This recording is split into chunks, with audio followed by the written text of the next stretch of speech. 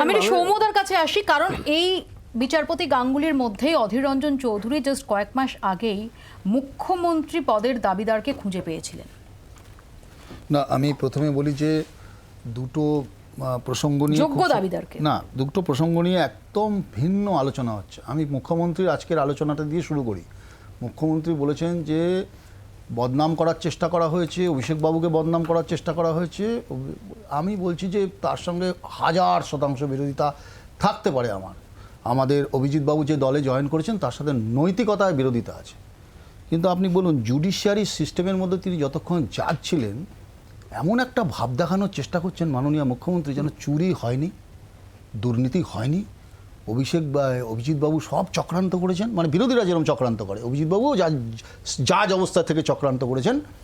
এবং আমাদের টাকা খরচা করে যখন সুপ্রিম কোর্টে গেছেন, সেই রায়গুলো যখন স্টে অর্ডার এসছে বা তার তথ্যের ভিত্তিতে তাকে রাখা হয়েছে, মানে আমাদের তৃণমূলের মুখপাত্র যেটা বলতে চাইছেন সেটাও সুপ্রিম কোর্টে যারা চক্রান্ত করেছে। আর ধর্মতলা যে ছেলেমেয়েগুলো বসে আছে এতদিন চাকরির জন্য না পেয়ে, তারা সব লুডো খেলছে, বসে বসে ক্যারাম খেলছে বা লুডো খেলছে।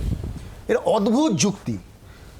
ক্রুসেড এগেনস্ট করাপশন যতক্ষণ তিনি বিচারপতি ছিলেন, তিনি যে সমস্ত সাহসিকতার সঙ্গে রায় দিয়েছেন, যুদ্ধ করেছেন, উনি অপরাধীদের বিরুদ্ধে যুদ্ধ করেছেন, তাকে আমরা কুর্নিশ জানাই।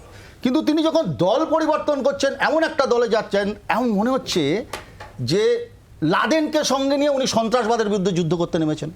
লাদেন সঙ্গে সন্ত্রাসবাদের বিরুদ্ধে যুদ্ধ করছেন। এখন উনি বিশ্বজিৎ কুণ্ডুকে সামনে রেখে উনি চাকরি চোর টেট ধরতে বেরিয়েছেন। অদ্ভুত লাগছে আমার দেখতে।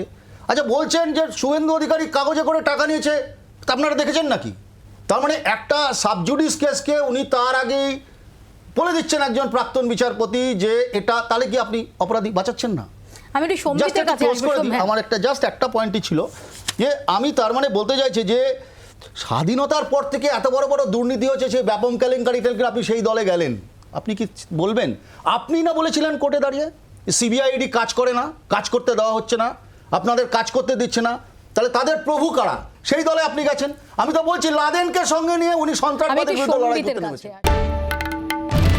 বাংলার আওয়াজ, বাঙালির আবেগ, জি 24 ঘন্টা।